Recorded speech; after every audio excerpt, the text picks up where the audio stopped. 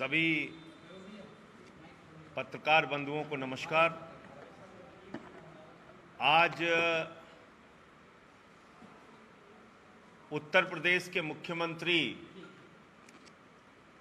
आदित्यनाथ जी ने 4.5 वर्षों की अपनी उपलब्धियां, अपने बखान, अपनी सरकार के तमाम योजनाओं की तारीफ के पुल बांधे और ऐसे ऐसे आंकड़े प्रस्तुत किए, उनको सुनने के बाद लग रहा था कि उत्तर प्रदेश के मुख्यमंत्री लतीफे सुना रहे हैं और इसलिए आज की पत्रकार वार्ता को मैं योगी जी के लतीफे के रूप में देखना चाहता हूं। योगी जी ने क्या कहा आज? उन्होंने कहा 44 ऐसी सेवाएं हैं जिसमें उत्तर प्रदेश नंबर 1 पर है। 44 ऐसी सेवाएं हैं जिसमें उत्तर प्रदेश नंबर 1 पर है। तो मैंने सोचा चेक किया जाए कौन कौन सी सेवाएं हैं, उत्तर प्रदेश के आम नागरिकों को कौन कौन सी सेवाएं सबसे ज्यादा प्रभावित करती हैं। शिक्षा के मामले में उत्तर प्रदेश 20वें नंबर पर है। 20वें नंबर पर शिक्षा के मामले में हमने देखी है वो तस्वीरें, छोटे छोटे बच्चे स्कूलों में मिड डे मील में नमक रोटी खाते हुए। ये शिक्षा की हालत है। स्वास्थ्य के मामले में उत्तर प्रदेश हेल्थ के मामले में फिसड्डी राज्यों में से एक, अंतिम के 5 राज्यों में उत्तर प्रदेश, यानी नीचे से अंतिम 5 राज्य जो हैं उसमें से उत्तर प्रदेश एक है। स्वास्थ्य के मामले में, इलाज के मामले में, अस्पताल के मामले में। और आज आप आयुष्मान योजना और अपनी तमाम उपलब्धियां गिना रहे थे। स्वास्थ्य की दशा क्या है उत्तर प्रदेश में? कोरोना की महामारी में हमने देखा लोगों को बेड नसीब नहीं हुए, इलाज नसीब नहीं हुए, जांच नसीब नहीं हुए, उनकी जान चली गई तो लकड़ियां नसीब नहीं हुई शमशान में। गंगा की घाटों पर हजारों शव पाए गए, नदियों में लाशें सड़ी हुई पाई गई, और आप अपने स्वास्थ्य व्यवस्था का बखान कर रहे हैं। इलाज के मामले में, स्वास्थ्य के मामले में यह हालत है। अंतिम के नीचे से अंतिम के 5 राज्य जो हैं उसमें से उत्तर प्रदेश शामिल। अब आ जाइए रोजगार के मामले में। रोजगार के मामले में आदित्यनाथ जी ने दावा किया 4.5 लाख नौकरियां हमने दे दी। पहली बात तो 1,37,000 नौकरियां वो हैं जो सुप्रीम कोर्ट के आदेश पे उन्हें देनी पड़ी। दूसरी नौकरी ये है जो पुलिस की भर्ती की है। पुलिस की भर्ती की नौकरी की सच्चाई ये है, अभी भी ट्रेनिंग पूरी होने के बावजूद लगभग 25,000 लोगों को आज तक नियुक्ति नहीं मिली, नियुक्ति पत्र नहीं मिला। अधीनस्थ चयन सेवा आयोग की भर्तियों में 12 भर्तियां निकाली गईं। 12 भर्तियों में आज तक एक भी नौकरी का नियुक्ति पत्र नौजवानों को नहीं मिला। और आपको याद होगा कि ग्राम विकास अधिकारी जो नियुक्त हुए हैं लड़के, अगर वो जब यहां नौकरी मांगने के लिए, नियुक्ति पत्र मांगने के लिए आते हैं, उनको लाठियों से पीटा जाता है। 69,000 शिक्षकों की भर्ती के मामले में आरक्षण की व्यवस्था का पालन नहीं किया, वो बेचारे आंदोलन कर रहे हैं, उनको लाठियां पड़ रही हैं। आप कह रहे हैं हमने नियमता दिया, नौकरियां, आरक्षण की व्यवस्था लागू की और हमारे यहां नौकरियों में कोई घोटाला, घपला, पैसा, रिश्वत नहीं लिया गया। अरे जाइए पूछे ना उत्तर प्रदेश के नौजवानों से, शिक्षकों की भर्ती में कितना घोटाला किया गया, कितने पैसे खाए गए उनसे। तो इसलिए आदित्यनाथ जी की सरकार वो महान सरकार है जो 2017 से 2021 तक लेखपाल की कोई भर्ती नहीं निकालती, लेकिन एक लड़के को लेखपाल की नौकरी दे देती है और उसका ट्वीट भी मुख्यमंत्री जी कर देते हैं। जब वो लड़का कहता है भाई अभी तो हम लेखपाल बने ही नहीं, लेखपाल की कोई भर्ती उत्तर प्रदेश की सरकार ने निकाला नहीं, तो मुख्यमंत्री जी को अपना ट्वीट डिलीट करना पड़ता है। चौथा, मुख्यमंत्री जी ने कहा हमारे राज में दंगे नहीं हुए,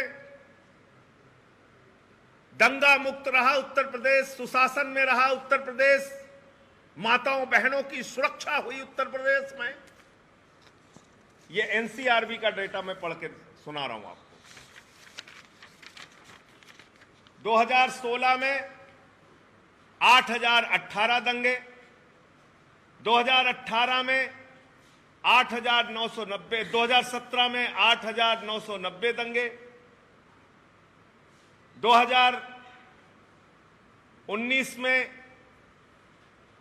8908 दंगे।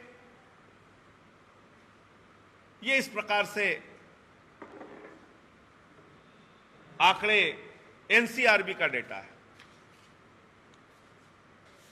तो दंगे कहां नहीं हुए? आप कह रहे दंगे कम हुए।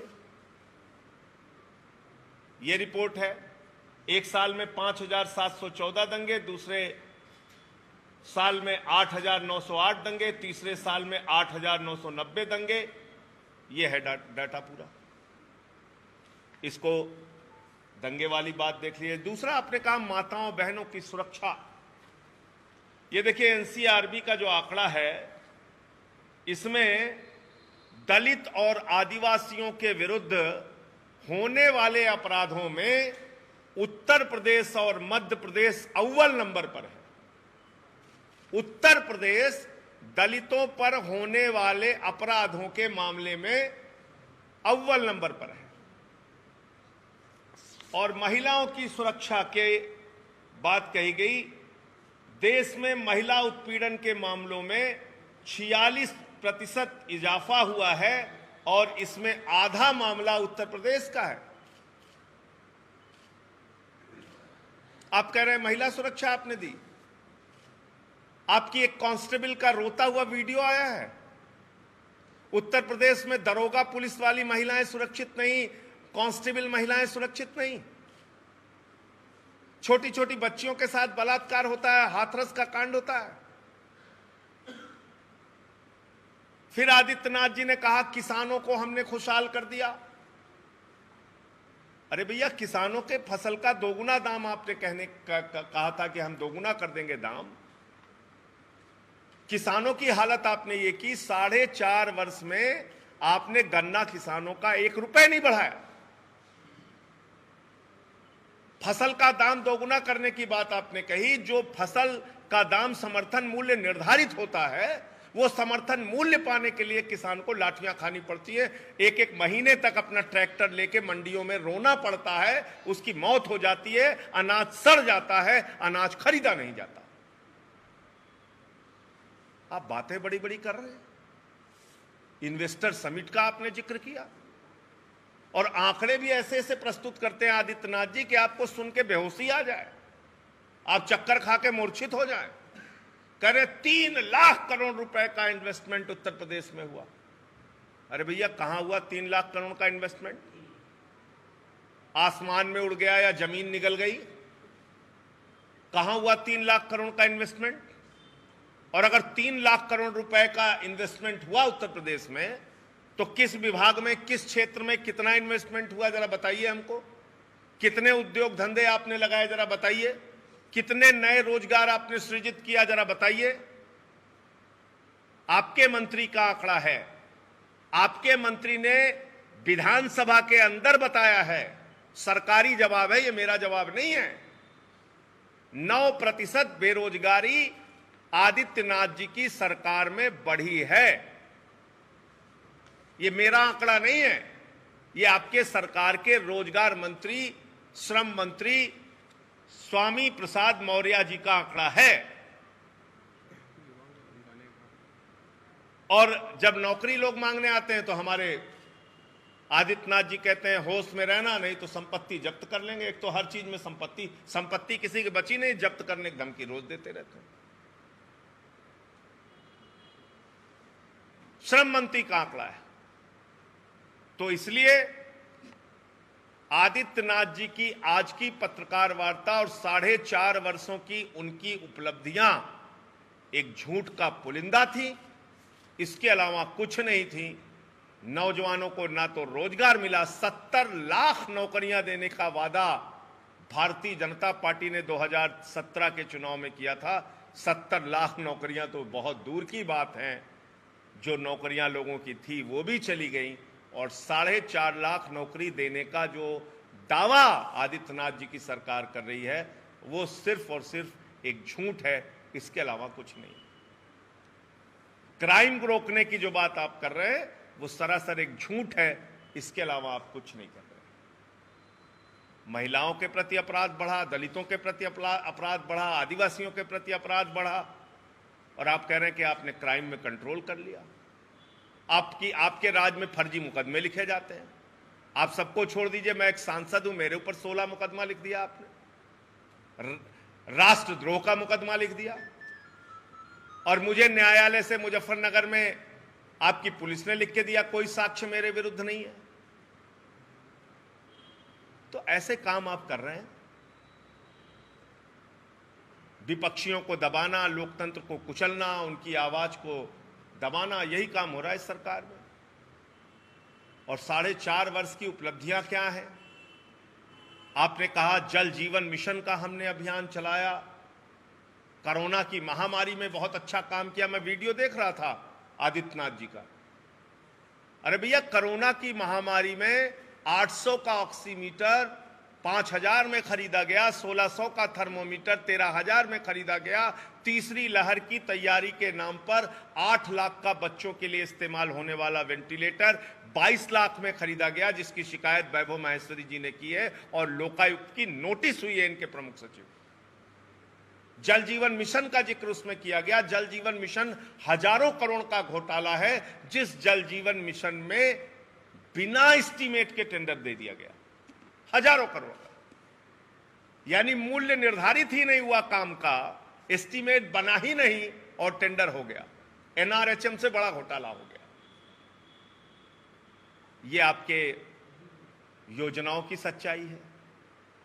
आप कहते हैं 42 लाख मकान आपने दे दिया, पता नहीं कितने शौचालय आपने दे दिया। जहां आपने शौचालय दिया जाके देख लीजिए, दर्जी की दुकान खोल के बैठे हैं उसमें लोग, जाके देख लीजिए आप। और नहीं आपको देखना चाहते हो तो मेरे साथ चलिए, आपके शौचालय योजना की क्या स्थिति है, शौचालय किस हालत में पहुंच गया है। कागजों पे खाली आपकी योजनाएं चल रही हैं। बिजली की आपने बात की कि कितने लोगों को निःशुल्क कनेक्शन दे दिया गया, ये किया गया, वो किया गया। हमने 300 यूनिट बिजली फ्री देने की बात कही, आपके मंत्री बौखला के बयान दे रहे हैं, कह रहे हैं जनता उत्तर प्रदेश की मुफ्तखोर हो जाएगी, लालची हो जाएगी। विधायक को फ्री बिजली मिल सकती है, सांसद को फ्री बिजली मिल सकती है, मंत्री को फ्री बिजली मिल सकती है, मुख्यमंत्री को फ्री बिजली मिल सकती है, लेकिन जनता के टैक्स के पैसे से जो मुख्यमंत्री और मंत्री और विधायक सांसद फ्री बिजली लेते हैं, वो जनता को फ्री बिजली नहीं लेने देंगे। जनता को अगर फ्री बिजली मिलेगी तो उसको लालची, मुफ्तखोर, पता नहीं क्या क्या बोलेंगे। देश में सबसे महंगी बिजली आप दे रहे हैं उत्तर प्रदेश में, और आप बिजली का बखान कर रहे हैं। आज उत्तर प्रदेश में आपने गड्ढा मुक्त बनाने के लिए कहा था सड़कें, आदित्यनाथ जी, और आपने कहा था 6 महीने में उत्तर प्रदेश की सड़कें गड्ढा मुक्त हो जाएंगी। आप खाली सी शहीद पथ पे चले जाइए। एक दिन मैं अखबार की खबर पढ़ रहा था, 418 गड्ढे हैं इसी खाली शहीद पथ में, जो लखनऊ की सड़क है। छोड़ दीजिए गाजीपुर, मऊ, बलिया, उस तरफ की बात मत कीजिए, आप खाली यहीं की बात कर लीजिए आप। तो इस तरह सिर्फ कागजों में बड़ी बड़ी बातें करना, तुम्हारी फाइलों में गांव का मौसम गुलाबी है, मगर ये सारे दावे झूठे हैं और किताबी हैं, यही हकीकत है। तुम्हारी फाइलों में गांव का मौसम गुलाबी है, तो आप यहां तो बैठ के गुलाबी मौसम कर दे रहे हैं, लेकिन जाके सच्चाई भी देखिए ना, क्या हालत कर दी आपने। इस देश के अन्नदाता को आप लोग मवाली, गुंडा, पाकिस्तानी, खालिस्तानी, आतंकवादी, पता नहीं क्या क्या कहते हैं। नौजवान नौकरी मांगने आता है उसको लाठियों से पिटवाते हैं, छात्राओं के साथ अभद्रता करते हैं, और आज 4.5 साल की उपलब्धि गिना रहे हैं। बड़ी सी प्रेस कॉन्फ्रेंस करके उसमें वीडियो चला रहे हैं। आप वीडियो जाकर देखिए। फिरोजाबाद में आदित्यनाथ जी, आपके राज के अंदर एक बच्चा अपने पिता की गोद पे दम तोड़ देता है, बेंच पे इलाज हो रहा है, एक हॉस्पिटल के एक बेड पे 3-3 मरीज भर्ती है।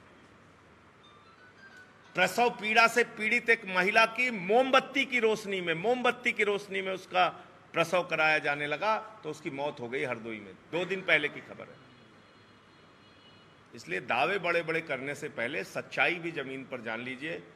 मुझे लगता है कि या तो आपको सच्चाई मालूम नहीं, या सच्चाई मानकर, सच्चाई जानकर आपने अपने आंखों पे पट्टियां बांध रखी है आदित्यनाथ जी। इसीलिए आज की इस पत्रकार वार्ता के जरिए आप लोगों के सामने कुछ सच और कुछ जरूरी बातें रखना था। मैंने अपनी बात कही। अगर आपका कोई प्रश्न हो तो आप पूछ सकते हैं। आज नारा है काम सोच ईमानदार और काम दमदार, जो लिखा हुआ है बोर्ड पर, उस पर आपने क्या कहना? नहीं, मैंने तो आपको बता दिया कि इस सरकार की ईमानदारी की हालत क्या है। जल जीवन मिशन में घोटाला, कोरोना के महामारी में घोटाला, कस्तूरबा गांधी में बच्चियों के खाने के नाम पर घोटाला, तो हर चीज में तो घोटाला कर रहे हैं ये लोग। बच्चों के वेंटिलेटर खरीदने में घोटाला, तो ईमानदारी की बात तो क्या है वो आप सामने देख रहे हैं। लोकायुक्त का नोटिस हो चुका है इनको। और दूसरा, दमदारी कहां दिखा रहे हैं आप?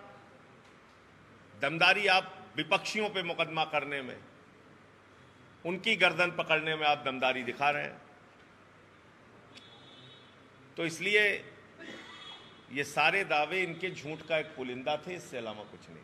संजय जी, एक सवाल है आपसे। अभी हाल में योगी सरकार ने एक विज्ञापन छपवाया किसी निजी अखबार में, और उस पर काफी विवाद भी खड़ा हुआ। उसमें जो तस्वीरें दिखाई गई फ्लाईओवर की, तो वो कोलकाता की बताई जा रही है, उसमें पीली टैक्सी भी दिखाई गई। तो मेरे बातों की आप पुष्टि कर रहे हैं ना। आज 4.5 साल में उनके जो विकास के दावे हैं, वो विज्ञापन इस बात की सच्चाई है।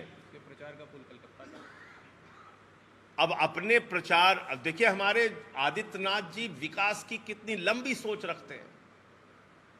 वो कलकत्ता का पुल खींच के उत्तर प्रदेश में ले आते हैं। आप बताइए, ऐसा विकासशील मुख्यमंत्री आपने देखा है कोई? कलकत्ता का पुल और अमेरिका से पूरी की पूरी फैक्ट्री लेके चले आते हैं। आप बताइए। तो ऐसे ही आज वो 4.5 साल का जब बखान कर रहे थे, तो मुझे तो लगा कि ये योगी जी के लतीफे, इस पे एक किताब छपनी चाहिए, योगी जी के लतीफे। आपने बेड़ा गर्क कर दिया उत्तर प्रदेश के लोगों का। और आप बैठ के सर इतनी बड़ी बड़ी बातें, ये दावा मालूम पड़ रहा था कि मतलब पता नहीं स्वर्ग बना दिया, हम लोग स्वर्ग में रह रहे हैं, ऐसा बखान कर रहे थे। धन्यवाद आप।